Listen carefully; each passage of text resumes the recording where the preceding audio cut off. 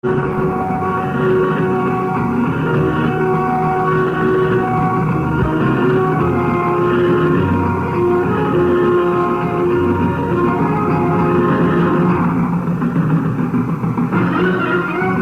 balik ta sa atong tulumanong yagyagan diri sa DYRC Action Radio Cebu. Usbo na ko ang yagyagan magikan sa alas 10 sa buntag ngadto sa alas 12 sa udto. So duha ka oras na mag-uban every morning gikan sa Lunes ngadto sa Sabado.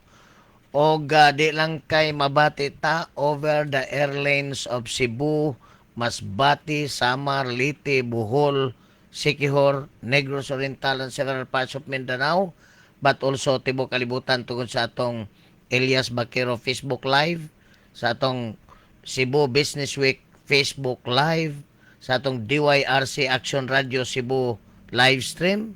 Unya, imbitahon ko kamo sa pag-subscribe sa Yagyagan with Elias Bakero channel sa YouTube. Aron inig-subscribe ninyo, free man na, libre man na, ma-review ninyo unsang mga adlaw na interview na to ang mga officials, national or local. Unsang mga adlaw na interview na to ang mga businessmen. Na? Kay karong panahon na, atong gi-focus ang interview sa mga government officials, sa mga businessmen, tungod kay sila mo'y dunay dagkong papel sa COVID-19 pandemic response. No? Hopefully, maka-interview ta ni Mayor Edgar Labilla in the next few days. Maka-interview ta sa mga senators. Si Senator Sani Angara, no? Niingon nga workers affected by the disruptions caused by the COVID-19 pandemic will continue to receive assistance. Attention, workers will continue to receive assistance from the Department of Labor and Employment, DOLE, next year. As a result of the interventions made by Congress in the 2021 national budget. So, klaro kayo ha? Matud pa ni Senator Sani Angara, displaced workers assistance will continue to receive assistance under the 2021 national budget. Senator Sani Angara, the chairman of the Committee on Finance, said the members of Congress were all in agreement that the workers affected by the pandemic should continue to receive some form of assistance from the government in 2021 because many of them are still without jobs.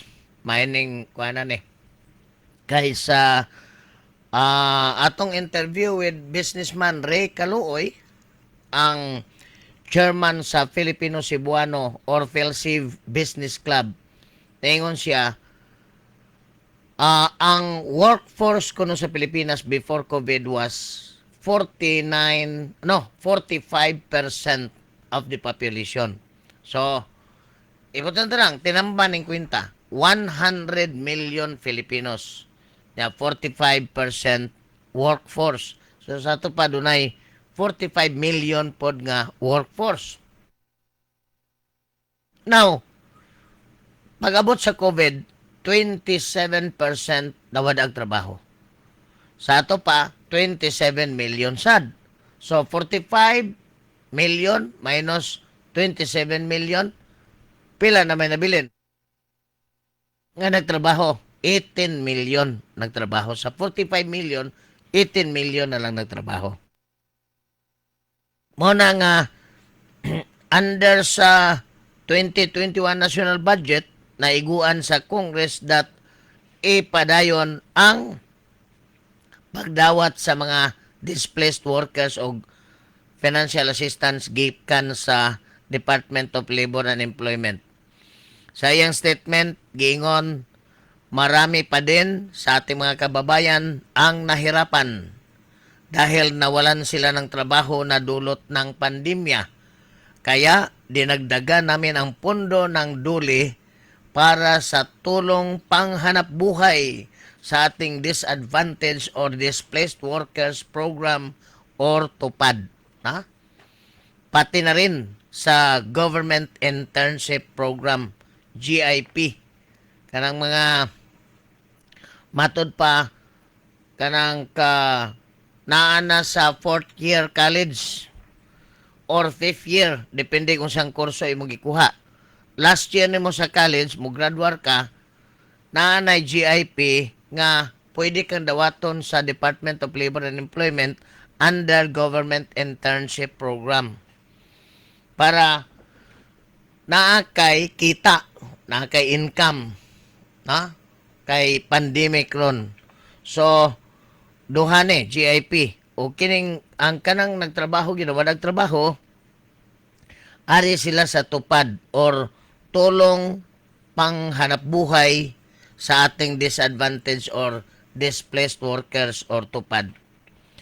For the TUPAD and GIP, Angara said the budget was increased from close to 100% from 9.93 billion pesos under the National Expenditure Program to 19.036 billion in the final version of the General Appropriations Bill. Kaning General Appropriations Bill, mahimo na ning General Appropriations Act kung mapasar sa both chambers, House of Representatives and the Senate, unya permahan sa presidente. TUPAD is a community-based package of assistance that provides emergency employment for displaced workers, underemployed, and seasonal workers for a minimum period of 10 days, but not to exceed a maximum of 30 days, depending on the nature of work to be performed. No? So, attention, kinsa tong nagpuyo sa mga kalungsuran, sa mga component cities, and even in urban cities. Ang mga tao na gustong makatrabaho, patrabaho po ninyo. No? Under sa TUPAD. Kay aron pod makashare sila sa unsa may ang iyang ma-income. Ayaw nyo pabalik-balikan yung mga paninti, yung mga kadugo, mga uyuan, iyaan. Lain na pod. Diba? GIP on the other hand aims to provide opportunities and engage young workers to serve the general public and government agencies, entities, projects, and programs at the national and local level. The economy is in the early stages of opening up again after months of little to no activity at all because of the restrictions imposed under the community quarantines or community quarantines. Unemployment hit a peak at 17.6%, perpidan dakuha, in April, before improving to 10% in July and to 8.7% in October. So, muna, ang unemployment rate is 17%. Ning us-us pagka 10 sa atong April, 17.6%. Ning us-us og 10% sa July, 8.7% sa October. The October unemployment rate is equivalent to 3.8 million Filipinos without jobs or livelihood. Mo ni problema. Tanawa, kung mayong kag 3.8 million Filipinos way trabaho, way livelihood, mga pagkanuno na sila sa katalingban. Mga angayang hatagan pod og pagtagad sa atong gobyerno ay pag-view May pag-view ni Mr. Agustin Soles Villanueva. Ingon ni Angara, after receiving an increase in the budget under duly is the Adjustment Measures Program or AMP from 391.61 million under the National Expenditure Program to 491.62 million in the General Appropriations Bill. The DOL AMP is a nationwide safety net program that provides a package of assistance and other forms of interventions as a means of helping individuals, workers, and companies, particularly the distressed, in coping with economic and social disruptions.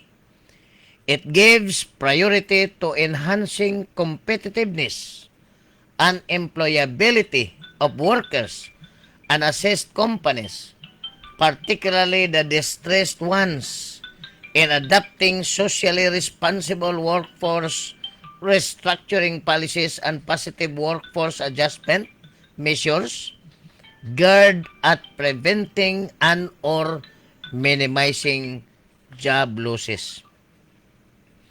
Other programs of the Department of Labor and Employment that are or that were provided with budgetary support are the Integrated Livelihood Program, the Special Program for the Employment of Students, Job Search Assistance Program, the Child Labor Elimination Program, and the National Skills Registry Program.